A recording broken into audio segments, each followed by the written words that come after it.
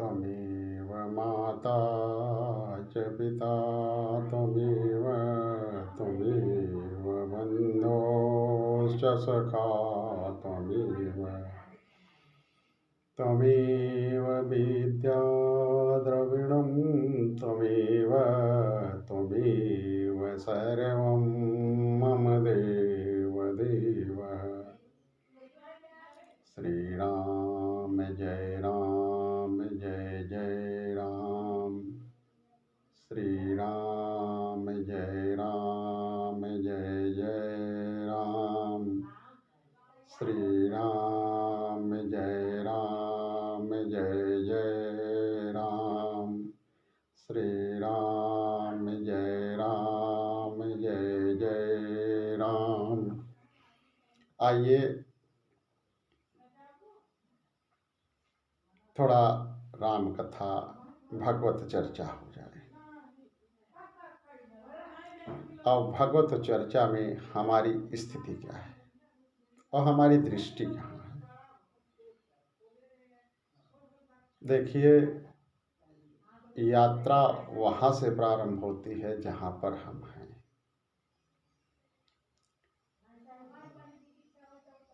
हम तो अभी अपने आप को शरीर ही मान रहे हैं, तो शरीर से हमें ब्रह्म तक पहुँचना है।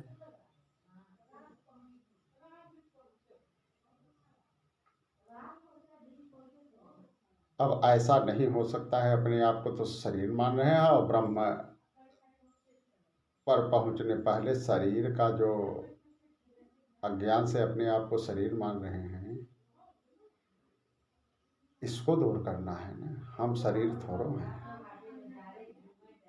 यह बोध कैसे हो कि हम शरीर नहीं है। पहला तो ज्ञान ही होना चाहिए ना कि हम शरीर नहीं हैं। अज्ञान से अपने आप को हम शरीर मान रहे हैं और शरीर के सुख दुख से दुखी हो रहे हैं। पहले इस अज्ञान को दूर करना है कि हम शरीर नहीं हैं। हम सच्चित आनंद स्वरूप आत्मा हैं। यह बोध कैसे हो, यह ज्ञान कैसे हो। तो इसके लिए यही है कि बारंबार विचार करना चाहिए। सच्ची बात, अगर हम शरीर हैं तो शरीर तीनों कालों में रहना चाहिए। और शरीर तीन है। स्थूल शरीर जो इस समय दिख रही है, जिसमें हाड़ मांस मज्जा है। दूसरा सूक्ष्म शरीर है। तीसरा कारण शरीर है। हर इंसान के पास तीन शरीर होते। जब हम सूक्ष्म शरीर में जाते हैं, सूक्ष्म शरीर में कब जाते हैं, जब स्वप्न वगैरह देखते हैं, तो वहाँ स्थूल शरीर का नाम मात्र भी नहीं रह सकता है। अर्थात हम शरीर स्थूल शरीर नहीं है, सूक्ष्म शरीर हैं। और जब हम गाढ़ी निद्रा में चले जाते हैं तो वहाँ न स्थूल शरीर रह जाती है, न कारण शरीर रह जाती है। अर्थात न हम स्थूल शरीर हैं, न सूक्ष्म शरीर हैं, कारण शरीर हैं। और जब समाधि लग जाती है तो न हम स्थूल शरीर रह जाते हैं, न कारण शरीर रह जाते हैं, न सूक्ष्म शरीर रह जाते हैं। तीनों शरीर गायब हो जाती है। सत्य वस्तु उसे कहते हैं जो तीनों कालों में रहे, जिसका कभी नाश न हो। आइए ढूंढे किसका नाश नहीं होता है। शरीर तो दिख गया, यह इसकी आयु केवल जागृत भर है और सूक्ष्म शरीर की आयु केवल स्वप्न और कल्पना में है बस। और कारण शरीर की आयु स्थूल और सूक्ष्म तो समझ में आ रहा है। कारण शरीर यही है कि जब हम गहरी निद्रा में सो के उठते हैं, कहते हैं कि हमने ऐसा सोया कि हमें कुछ ज्ञान नहीं था, यहाँ अज्ञान हो गया, जबकि हम ही को ज्ञान था कि वहाँ कोई विषय नहीं था।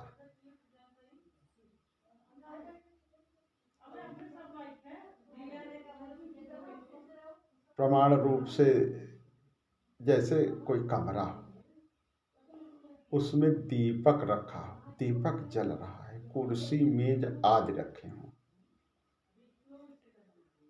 और कुर्सी मेज बाहर निकाल दिया जाए तो दीपक का तो प्रकाश ही है ना, कुर्सी मेज नहीं है वहाँ।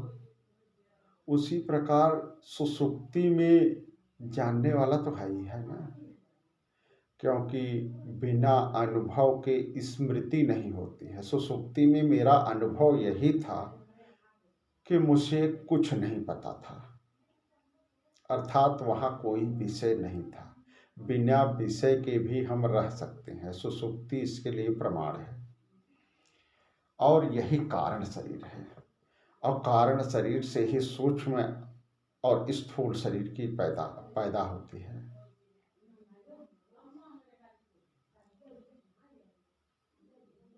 अब देखिए कि जागृत अवस्था में तो हम हैं और जान भी रहे हैं,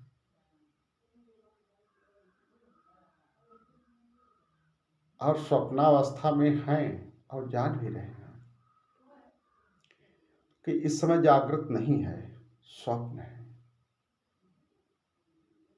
सुसुप्ति में हैं और जान रहे हैं, इस समय जागृत और स्वप्न दोनों अवस्थाएं के अभाव को भी जान रहे हैं,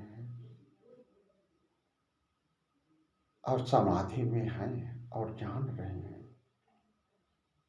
और तीनों अवस्थाओं के अभाव को भी जान रहे हैं। अर्थात चारों अवस्थाओं में जानने वाला एक ही है और जान रहा है मतलब सत, जान रहा है मतलब चित्त, और ऐसा जानकार जो जानने का अभिमानी नहीं है, ज्ञाप्ति मात्र है, जान रहा है मतलब वही जानने वाला जागृत की उपाधि से जागृत दृष्टा बना हुआ है। जागृत दृष्टा अर्थात विश्व स्वप्न की उपाधि से वही तेजस बना हुआ है।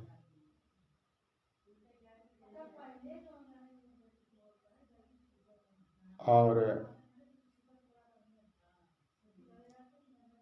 सुसुप्ति की उपाधि से वही प्राज्ञ बना हुआ है। देखिए, हमको सुख कब मिलता है? जब हमारे पास सारे विषय रहते हैं तब, कि जब विषयों से हमें वैराग्य हो जाता है तब। सबका अनुभव है, सबको एक समान पूरे जगत में एक प्रकार का सुख मिलता है जब हम सुसुप्ति में रहते हैं, गाढ़ निद्रा में रहते हैं। चाहे वो राजा हो, चाहे वो रंक हो, सबको एक समान सुख मिलता है। कोई माई का लाल है जो 4 6 10 दिन 1 महीना 2 महीना जाग के दिखा दे विषयों के सुख में लिप्त रह करके? इसलिए विषयों से हमें सुख मिल ही नहीं सकता है, क्योंकि हम स्वयं सुख स्वरूप हैं, सुख स्वरूप हैं, आनंद स्वरूप हैं। कभी कभी हमको भ्रम होता है कि हमें विषयों से सुख मिल रहा है, विषय से तो हमें सुख मिल ही नहीं सकता है। जब हमारी वृत्तियां शांत हो जाती हैं तभी हमको सुख मिलता है।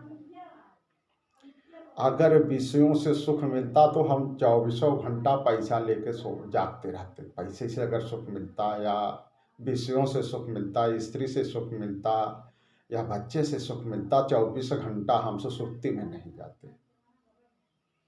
तो सारी जनता, सारे लोग उसी तरफ भाग रहे हैं, लेकिन अज्ञान है। अज्ञान कहाँ है? वही कि मुझे कुछ पता नहीं था।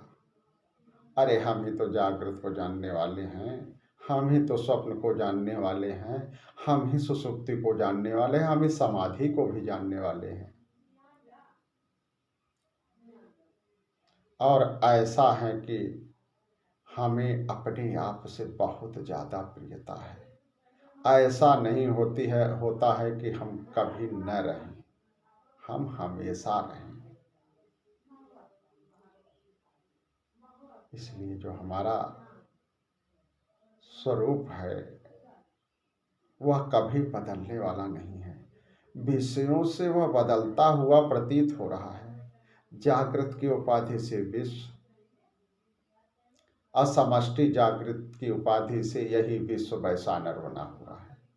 स्वप्न की उपाधि से तेजस और समष्टि, एक शरीर को व्यष्टि बोलते हैं और समस्त शरीरों की उपाधि को समष्टि बोलते हैं।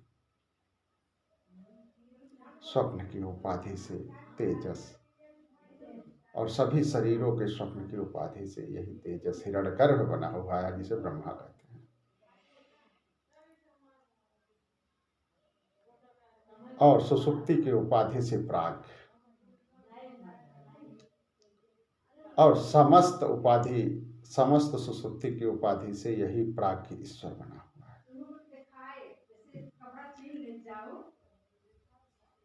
मतलब कि दृष्टा चेतन एक ही है, उपाधि से वह तीन रूपों में दिख रहा है। अगर उपाधि को बाध कर दिया जाए, हटा दिया जाए, तो तीनों एक ही हैं। मतलब जो ये हम ही कभी लाल कपड़ा पहन ले, कभी पीला कपड़ा पहन ले, तो कपड़ा बदलने से हम नहीं बदलते हैं, बदलता हुआ सा भासित होते हैं।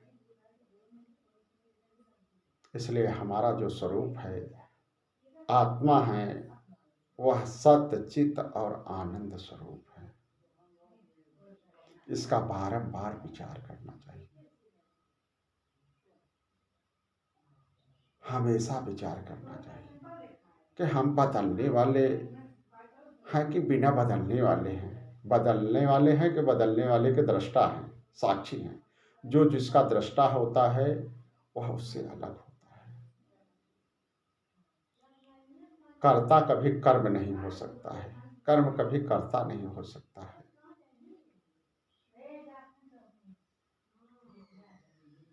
ये सब माया का खेल है।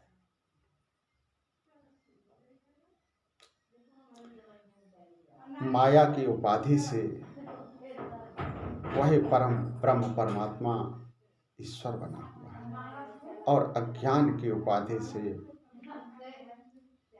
हम जीव बने हुए हैं।